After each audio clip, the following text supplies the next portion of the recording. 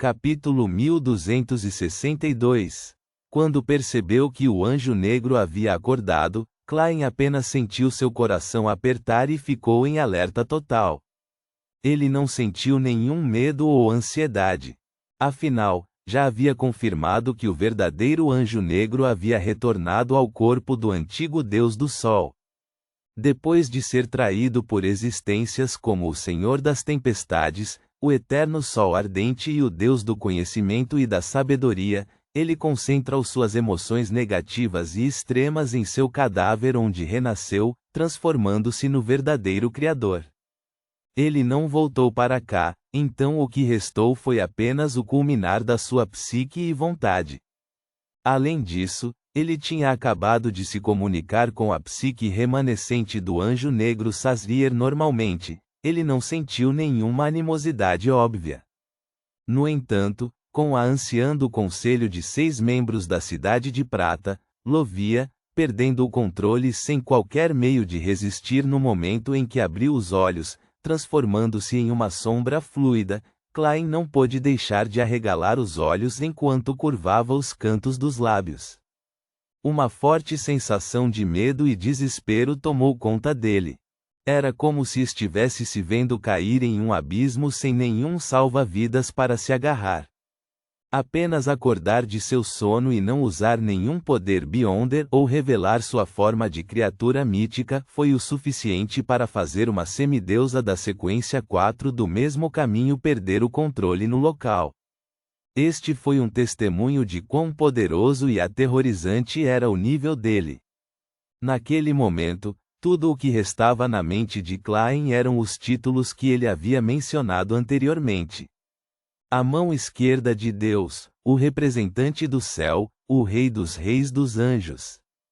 Não era como se Klein nunca tivesse lidado com um Rei dos Anjos antes. Pelo contrário, assustou o anjo vermelho Médici e fez um acordo com o anjo da imaginação Adam. Ele obteve a chave para entrar no palácio do anjo da sabedoria, Erabergen, e obteve fórmulas de poções do anjo branco Alcuzes. Ele conseguiu quebrar os ciclos de destino do anjo do destino Ouroboros na frente dele, e colocou seu cérebro contra o anjo do tempo Amon. Ele possivelmente merecia o título de pessoa que mais cruzou o caminho dos reis dos anjos para aqueles abaixo da sequência 0. Porém, nessas interações, nunca havia lutado com os reis dos anjos na maior parte do tempo. Ele confiou no poder do castelo de Sefira para escapar instantaneamente ou cortou o contato com eles. Nunca havia enfrentado os reis dos anjos ou divindades no verdadeiro sentido da palavra. A única exceção foi quando foi capturado pelo anjo do tempo Amon, e ele trocou golpes com ele várias vezes no espaço de alguns dias. No entanto, naquela época, era principalmente uma batalha de inteligência, não uma batalha de verdade. O anjo do tempo, Amon, mostrou principalmente as características de um deus da trapaça. Ele não revelou totalmente o nível e a força de um rei dos anjos. Foi apenas no momento final que revelou, mas a deusa da noite eterna usou o filho do rei gigante para detê-lo, evitando que ele prejudicasse ou influenciasse diretamente Klein. Mesmo assim, sempre que Klein encontrava o anjo do tempo, ele facilmente acabaria com os ajudantes mais fortes que Klein pudesse convocar. Foi algo que Klein não conseguiu replicar até agora. Excedeu sua força máxima. Afinal, se quisesse convocar a projeção histórica de Zaratu, estaria em perigo. E naquele momento, Klein, Colin Iliad e o Sol estavam encarando o Rei dos Reis dos Anjos, o representante do céu cheio de malícia. Ele era a mão esquerda de Deus que instantaneamente fez com que um semideus da sequência 4 entrasse em colapso e perdesse o controle. Como poderia tal inimigo, com tal nível e força, não fazê-los cambalear em desespero? Por um momento, Klein quis desistir de Derek e do chefe da Cidade de Prata, retornando ao mundo acima da névoa cinza com um único pensamento usando a convocação do castelo de Sefira. Confiando no último milagre e nas balas do engano, ele poderia reviver fora da terra abandonada dos deuses. Enquanto seus pensamentos corriam, ergueu o cajado das estrelas em sua mão. Neste momento, a sombra que Lovia havia quebrado em sua perda de controle parou de fluir. Soltou uma voz baixa cheia de dor, mas não louca. Ele não é tão forte assim. Enquanto ela falava, a sombra semelhante a uma cortina se separou, revelando o que estava escondido atrás dela. Era um pedaço de carne contorcida que tinha quase 2 metros de altura. No topo, havia um par de olhos cinza claros que pareciam olhar para o mundo inteiro. Eram olhos que ainda tinham resquícios de racionalidade. Em outras partes desse pedaço de carne havia braços, coxas e panturrilhas que não estavam cobertos de pele, mas de sangue pegajoso. Eles seguravam o corpo ou se amontoavam em camadas em direção ao peito, abraçando firmemente um enorme crânio humano branco leitoso. A cortina sombria caiu novamente, cobrindo o pedaço de carne, transformando-se na sua capa. Então, um fantasma com cerca de 5 a 6 metros de altura apareceu na frente de Lovia. Este era o cavaleiro prateado que ela havia pastado. Ela ainda podia se controlar e atacar o anjo negro Sazriel. Ao ver esta cena, quando Klein e Colin Iliad ouviram o que Lovia havia dito, eles rapidamente entenderam o que ela queria dizer sem precisar de mais explicações dela. O anjo negro Sazriel não possuía a força que parecia possuir. Ele apenas usou a autoridade de degeneração e sua influência sobre sequências relativamente inferiores como um Beyonder de alta sequência do mesmo caminho para fazer o corpo de Lovia degenerar, trair e quebrar no local. Quanto ao seu próprio espírito, ela ainda permanecia consciente e racional. Ela ainda podia controlar sua própria força até certo ponto. É claro que, com a perda de controle do seu corpo, grandes quantidades de corrupção corroíam o seu espírito. Não demoraria muito para ela enlouquecer completamente. Isso poderia ser subvertido se ela pudesse resolver rapidamente a batalha a tempo e pensar em uma maneira de transformar-se em um espírito maligno, sobrevivendo em outra forma. Com esse conhecimento, combinado com a primeira ardósia da blasfêmia e seus próprios palpites, Klein teve uma compreensão preliminar do inimigo que estava enfrentando. Ele era um produto da psique, da vontade e da aura deixada pelo anjo negro, bem como dos poderes do mar do caos que foram trazidos pela primeira ardósia da blasfêmia. Talvez tenha havido um pouco do despertar da consciência do primordial, em outras palavras, do Criador original.